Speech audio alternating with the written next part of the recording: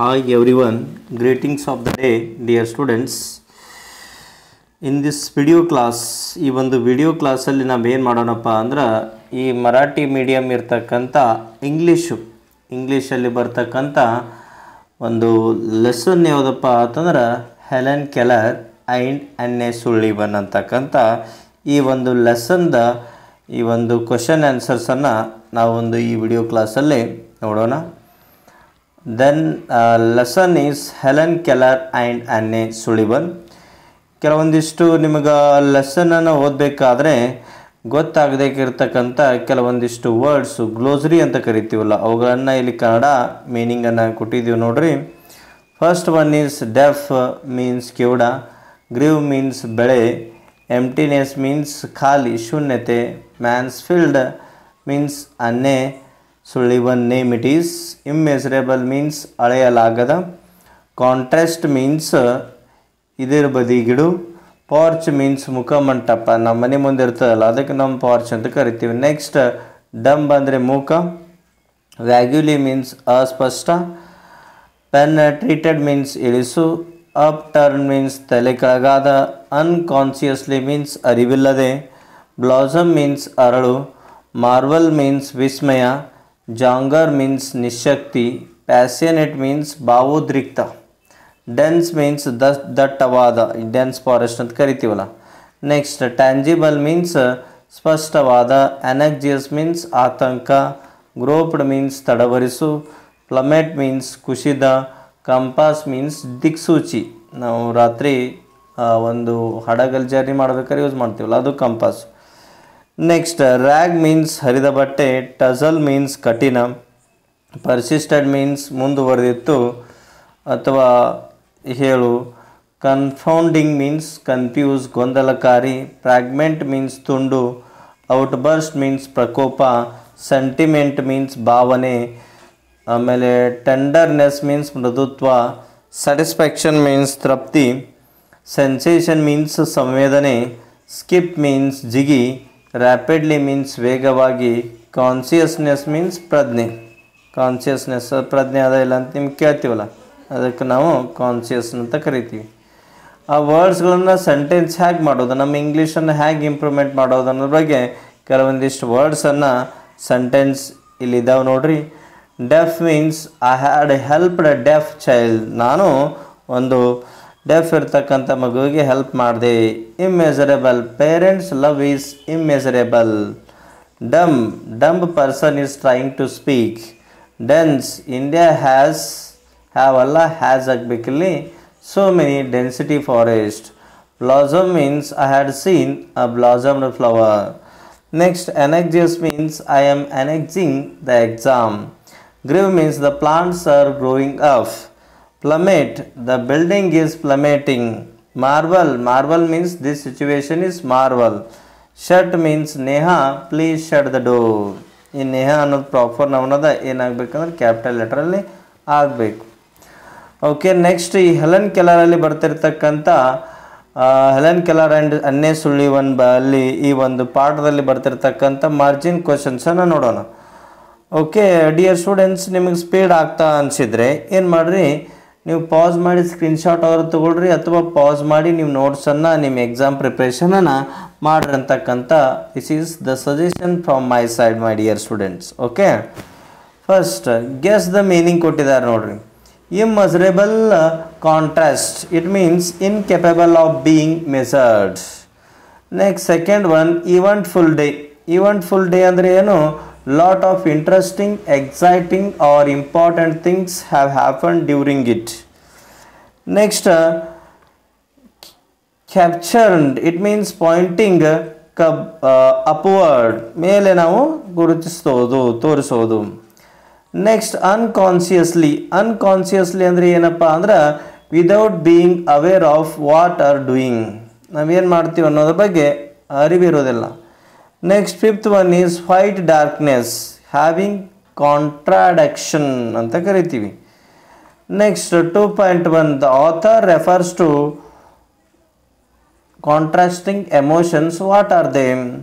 Feeling dumb and feeling expectant. ಇದರ answer, first one answer. Next second answer ಈ question ಏನಿದೆಪ್ಪ ಅಂತಂದ್ರೆ what does the author compare herself to? The author compares to a ship that is trying to find its way towards the shore using a plummet and sounding line through a dense white fog. She compares her disability to see white's darkness of the fog. Next third question nodri. What did young Helen's teacher do when they first met? When Helen's teacher first met her, she held Helen's hand and held her close in her arm lovingly.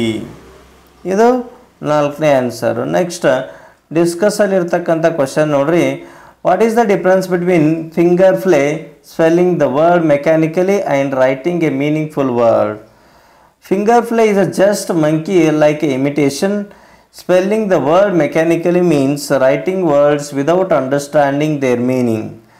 Writing a meaningful word means to know the object, emotion or action for which the word is used. Okay, this is the answer. Next second question nodri. What is the difference between wordless sensation and thought? ಈ ವರ್ಡ್ಲೆಸ್ ಸೆನ್ಸೇಷನ್ಗೂ ಮತ್ತು ಥಾಟ್ಗೂ ವ್ಯತ್ಯಾಸ ಏನು? Sensation is A physical perception. when something comes into contact with body, it is the ability to feel something physically. ಹಾಗಾದರೆ thought ಅಂದರೆ ಏನು? Thought is an idea or opinion produced by our mind. Thoughts can be expressed into words. Okay, next second one. What were the barriers? How could they be swept away? Helen was blind and deaf. Her blindness and deafness were the barriers in her language learning process. These barriers could be swept away with the help of her teacher Anne Sullivan and her strong desire to learn. Okay, ಈ ಅನ್ನೆ ಸುಳಿಬನ್ನು teacher ಯಾರ್ದಪ್ಪ ಅಂದರೆ Helen ಕೆಲರ್ದು. Helen Keller ಯಾರಪ್ಪ ಅಂದ್ರೆ ಕಣ್ಣು ಕೂಡ ಕಾಣದ, ಕಿವಿನೂ ಕೂಡ ಕೇಳಿಸದ, ಬಾಯಿ ಕೂಡ ಮಾತಾಡಲಿಕ್ಕೆ ಬರತಕ್ಕಂಥ ಒಬ್ಬ ಹುಡುಗಿ ಒಬ್ಬ ಟೀಚರ್ನ ಒಂದು ಹೆಲ್ಪ್ನಿಂದ ಏನಾಗ್ತಾಳಪ್ಪ ಅಂದ್ರೆ ಒಂದು ರ್ಯಾಡ್ಕ್ಲಿಫ್ ಯೂನಿವರ್ಸಿಟಿಯಲ್ಲಿ ಗ್ರ್ಯಾಜುಯೇಷನನ್ನು ಮುಗಿಸ್ತಾಳೆ. ಜಗತ್ತೆಲ್ಲ ಸುತ್ತಾಡ್ತಾಳೆ. ತಾನೂ ಕೂಡ ತನ್ನ ಮುಂದಿನ ಜೀವನದಲ್ಲಿ ಅಂಥ ಮಕ್ಕಳಿಗೆ ಟೀಚಿಂಗನ್ನು ಸ್ಟಾರ್ಟ್ ಮಾಡ್ತಕ್ಕಂಥ, ಕಲಿಸ್ತಕ್ಕಂಥ ಒಂದು ಬೆಸ್ಟ್ ಕೆಲಸ ಮಾಡಿರ್ತಕ್ಕಂಥ ಹುಡುಗಿ ಯಾರಪ್ಪ ಅಂದ್ರೆ ಹೆಲೆನ್ ಕೆಲರ್ ಅಂತ ನಾವು ಅನ್ಬೋದು. ಓಕೆ, ಇಷ್ಟ ಒಂದು ಸ್ಟೋರಿಯಲ್ಲಿದೆ. ನೆಕ್ಸ್ಟ್ ಮೂರನೇ ಕ್ವೆಶ್ಚನ್ ನೋಡೋಣ್ರಿ. Why did young Helen feel repentance and ಸಾರೋ?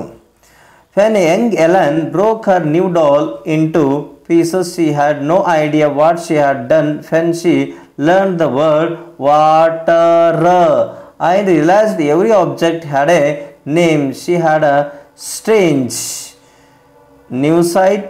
She remembered her doll and picked up the pieces. She was filled with repentance and sorrow for her doll.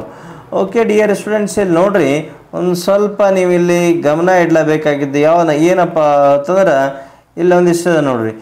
When Young Helen, ಈ ಹೆಚ್ಚು ಸ್ಮಾಲಲ್ಲಿ ಇರಬಾರ್ದು ರೀ, ಎದುರಾಗಿರ್ಬೇಕು, capital ಎಲ್ಲಿರಬೇಕು. Helen ಅಂತ ನಾವು ಈ ರೀತಿ ಬರಿಬೇಕು. ಯಾಕೆ ಬರಿಬೇಕಂದ್ರೆ ಹೆಲನ್ ಅನ್ನೋದು ಏನದ, ಪ್ರಾಪರ್ ನೌನ್ ಅದ. ಓಕೆ, ಹೆಲನ್ ಅನ್ನೋದು ಏನದ ರೀ, ಪ್ರಾಪರ್ ನೌನ್ ಅದ. ಪ್ರಾಪರ್ ನೌನ್ ಯಾವಾಗಲಿ ಕ್ಯಾಪಿಟಲ್ ಲೆಟ್ರಲ್ಲೇ ಇರಬೇಕು ರೀ. ಓಕೆ, ನೀವು ಬರೀತಕ್ಕಂಥ ಒಂದು ರೈಟಿಂಗ್ಸಲ್ಲಿ ಈ ರೀತಿ ಮಿಸ್ಟೇಕ್ಸನ್ನು ಮಾಡಬೇಡ್ರಿ. ಇಲ್ಲಿ ಕೂಡ ಹೆಚ್ಚದ ನೋಡ್ರಿ, ಇದು ಕೂಡ ಕ್ಯಾಪಿಟಲ್ ಆಗಬೇಕು. ಇದೊಂದು ಮಿಸ್ಟೇಕ್ನಿಂದ ಆಗ್ಯದ, ಆ ಮಿಸ್ಟೇಕನ್ನು ನೀವು ಕರೆಕ್ಟ್ ಮಾಡಿಕೊಡ್ರಿ. Okay, next we will move. Next question ನೋಡೋಣ.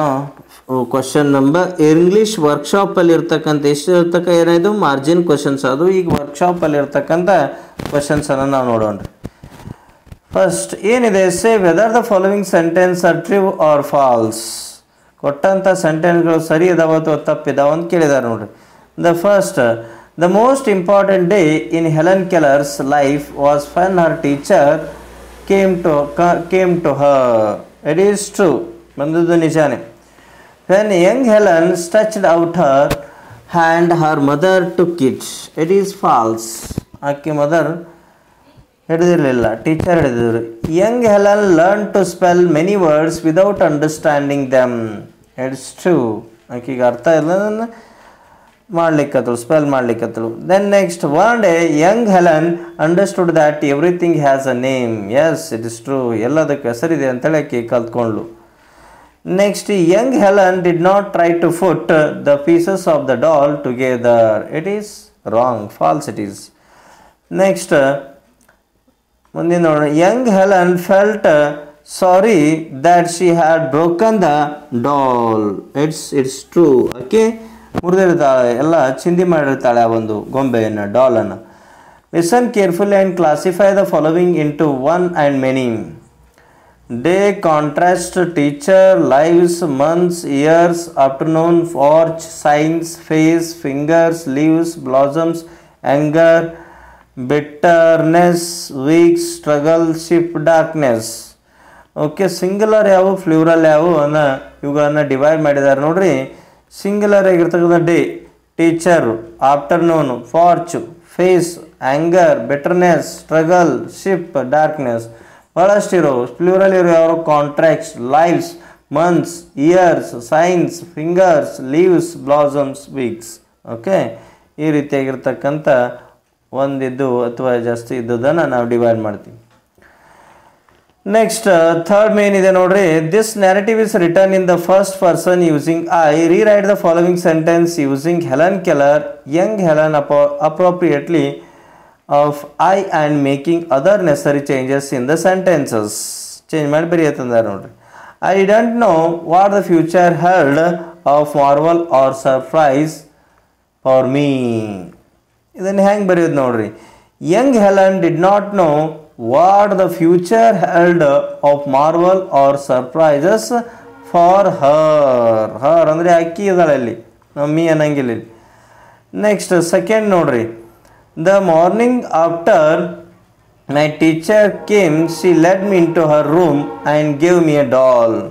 The morning after Helen Keller's teacher came she led Helen in to her room and gave her a doll.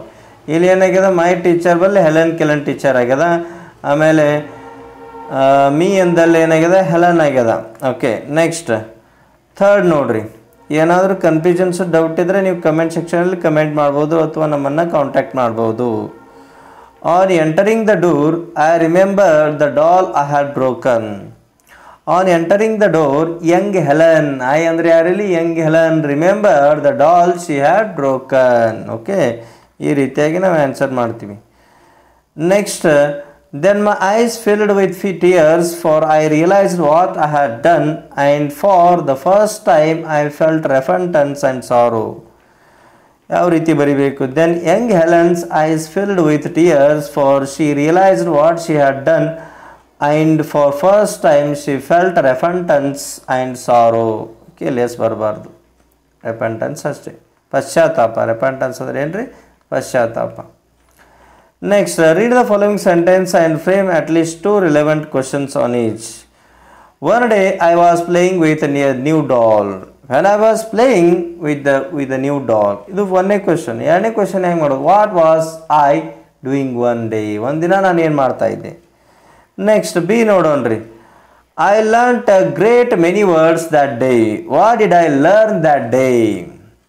ಇಲ್ಲಿ ಡಿಡ್ ಲರ್ನ್ ಇದ್ದು ಲರ್ನ್ ಯಾಕಾಯ್ತು ಗೊತ್ತೇನು? ಡಿಡ್ ತೊಗೊಂಡಾಗ V2 ಇದ್ದು V1 convert ಆಗುತ್ತೆ ರೀ. Okay, next ಎರಡನೇದು, who learnt many words that day. ಯಾರು ಕಲ್ತರು ಭಾಳಷ್ಟು ವರ್ಡ್ಸನ್ನು, ಶಬ್ದಗಳನ್ನು ಆವತ್ತಿನ ದಿನ. Next she brought my hat. What did she bring? ಇಲ್ಲಿ ಸೇಮ್ ಸಿಂಪಲ್ ಪಾಸ್ಟಲ್ಲಿ ಡಿಡ್ ಯೂಸ್ ಮಾಡಿದ್ರೆ V1 ತರ್ತೀವಿ. Who brought my hat, she brought my hat. ಈ ರೀತಿ ಆನ್ಸರ್ ಮಾಡ್ಬೋದು, ಕ್ವಶನ್ ಮಾಡ್ಬೋದು. WH ಕ್ವಶನ್ ಮಾಡ್ತಕ್ಕಂಥದ್ದು ರಿಲೇಟಿವ್.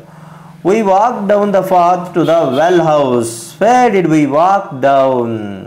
ಎಲ್ಲಿ ನಡ್ಕೋತ ಹೋದಿವಿ ನಾವು? Who walk down the path to the well house? ಯಾರು ನಡ್ಕೊಂಡು ಹೋದರು? ನೆಕ್ಸ್ಟ್ ಈ that living bird awaken my soul. ಆ ಒಂದು ಶಬ್ದ ನನ್ನ ಮನಸ್ಸನ್ನು ಜಾಗೃತಗೊಳಿಸ್ತು. What awaken my soul? Question mark ಇಡ್ರಲ್ಲಿ. What did that living word awaken? Okay, ಈ ರೀತಿ ನಾವು ಕ್ವಶನ್ಸನ್ನು ಮಾಡ್ತೀವಿ. Next, the occasion when I was successful.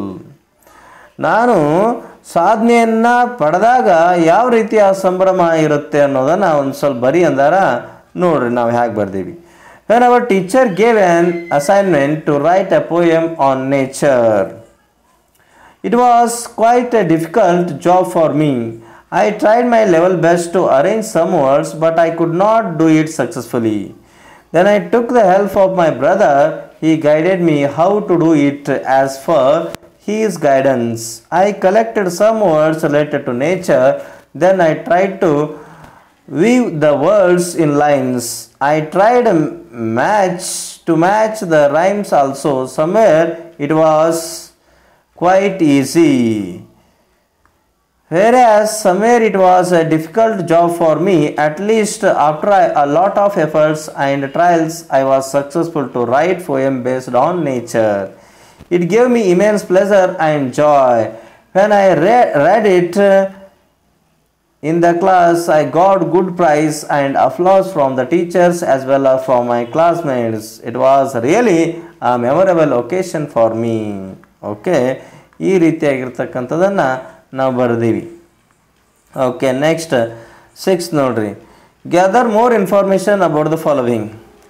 Different types of the impairment that limit a person's activity or make it difficult for him or her to mix with others in society. Visual impairment, hearing impairment, impairment of speech production, impairment of language comprehension, intellectual impairment. 6th one is reading impairment. Okay, next B question nodonri. How modern technology can be used to overcome those problems? Modern technology has been playing an important role in our day-to-day life, but it is more useful for the disabled people than the common man in the society. In facilitates as per the requirement of the person, it will be a boon for them. Devices like captioned television, live speech captioning, telecommunication devices for the deaf are useful for hearing impairment. In the same way, other devices based on modern technology are also available for other impairments. Okay, ಇಷ್ಟು ನೀವು ಬರೆದ್ಬಿಟ್ರೆ ಚೆನ್ನಾಗಿ ಮಾರ್ಕ್ಸನ್ನು ತೆಗಿಬೋದು. ನಿಮ್ಮ ಸ್ಟಡಿಗೆ help ಆಗಲಿ ಅಂತೇಳಿ ನಾನು ಕೂಡ ಇಷ್ಟು ಎಫರ್ಟನ್ನು ಹಾಕ್ತಾ ಇದ್ದೀನಿ. Next question number 7 main. Complete the following sentence using in your own ideas. The first one is the most important day I remember all my life is the on which I gave speech in a school. ನನ್ನ ಜೀವನದಲ್ಲಿ ಅತ್ಯಂತ ನೆನಪಿಡ್ತಕ್ಕಂಥ ದಿನ. I did not know what was wrong with them. ನನಗೆ ಗೊತ್ತಿಲ್ಲ ಅವ್ರ ಜೊತೆ ಏನು ತಪ್ಪಾಗ್ಯದ ಅಂಥೇಳಿ. One day while I was playing, I became unconscious. ಒಂದಿನ ನಾನು ಆಟ ಆಡಬೇಕಾದ್ರೆ ನಾನು ಪ್ರಜ್ಞೆ ತಪ್ಪಿದ್ದೆ. I realized what was the better option for me. ನನಗೆ ಅರ್ಥ ಆಯಿತು ನನಗೋಸ್ಕರ ಯಾವ ಆಯ್ಕೆನ ನಾನು ಮಾಡಲಿ. Next I do not remember what I have told on that day. ನನಗೆ ನೆನಪಿಲ್ಲ ಅವತ್ತು ನಾ ಏನು ಹೇಳಿದೆ ಅನ್ನೋದು ನನ್ನ ನೆನಪಿಲ್ಲ. ಈ ರೀತಿಯಾಗಿರ್ತಕ್ಕಂಥ ಹೆಲೆನ್ ಕೆಲ್ಲರು ಮತ್ತು ಅನ್ಯ ಸೊಳ್ಳೆಬನ್ ಈ ಲೆಸನ್ಗೆ ಸಂಬಂಧಪಟ್ಟಿರ್ತಕ್ಕಂಥ ಮಾರ್ಜಿನ್ ಕ್ವಶನ್ಸು, ಗ್ಲೋಸರಿ ವರ್ಡ್ಸು, ಅವು ಮೀನಿಂಗನ್ನು ಕನ್ನಡದಲ್ಲಿ ಎಕ್ಸ್ಪ್ಲೇನ್ ಕೂಡ ನಾನು ಕೊಟ್ಟಿದ್ದೀನಿ. I hope it is useful for you. From your side, just I need your subscription, because your subscription is our motivation to bring the more classes, the better future for you, my dear students. If you liked our teaching, just you can give one like. Then if you have that any comments, any queries, any doubts, you can comment in the comment section. Okay, ಅದೇ ರೀತಿ ನಿಮಗೆ useful ಅನಿಸಿದರೆ ನಿಮ್ಮ friends ಕೂಡ ಇದು useful ಆಗುತ್ತೆ, ಅವ್ರಿಗೆ ಕೂಡ ಏನು ಮಾಡಿರಿ, ಶೇರ್ ಮಾಡಿರಿ ಅಂತ ಹೇಳ್ತಾ okay I will end this session. Okay, ಮತ್ತೊಂದು ವಿಡಿಯೋ ಕ್ಲಾಸಲ್ಲಿ ಅತಿ ಬೇಗನೆ ನಾನು ಮತ್ತೆ ನಾಳೆ ಬರ್ತೀನಿ. Okay, bye, see you soon litre.